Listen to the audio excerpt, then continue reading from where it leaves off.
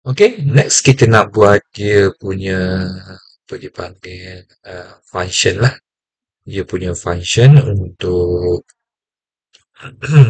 untuk kita buat function untuk line dan function untuk uh, cylinder. Okay, mula kita nak buat function untuk line dululah. Uh, function untuk line, maka kita akan mula dengan DEF. Okay, contohnya dalam kes ni saya gunakan line lah, senang sikit. Function untuk line. Ataupun senang lah line, terus macam tu. Okay. Dan function untuk line, kalau kita tengok kiraan kita yang sebelum, yang macam ni kita nak kira distance dengan slope, maka kita perlukan dua koordinat, x1, y1, x2 dengan y2 lah. Begitu juga untuk slope, perlukan x1, y1, x2, y2. Okay. Dan kita nak minta user masukkan. Contohnya kita bagi nama, senang, supaya senang sama je kira x1. Okay. Kita nak user masukkan dalam input yang tu. Input yang kita sediakan lah. Jadi bila masuk input, dia akan jadi dalam bentuk string. Kita akan casting ni jadi integer input. Okay. Kita akan minta koordinat x1. Koordinat x1.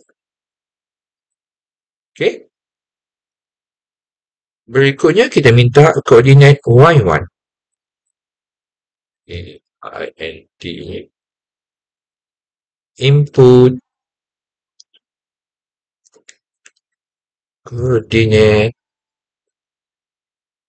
y1. Okay. Berikutnya x2. Kita minta dia integer input koordinat x2. X. Okay. Dan last kali kita nak y2 sama dengan int input koordinat y2. Okay. Jadi ya, user kena masukkan keempat-empat koordinat tersebut.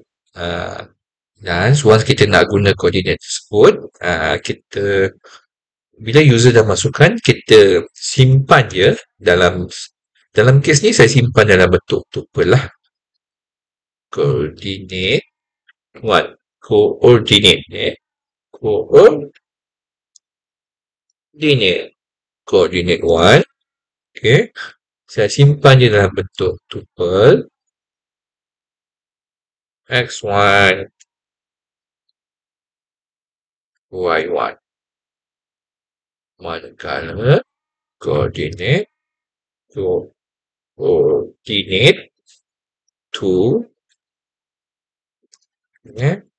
sama dengan x2 y2. Okay, kita dah siap bagaimana dia nak masukkan koordinat tersebut. Okay, kita nak test lah betul ke tidak dia masuk ni. Kita nak print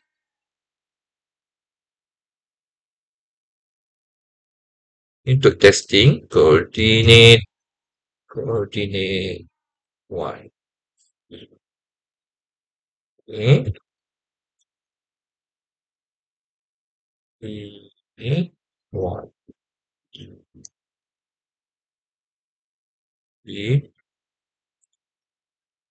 koordinat 2.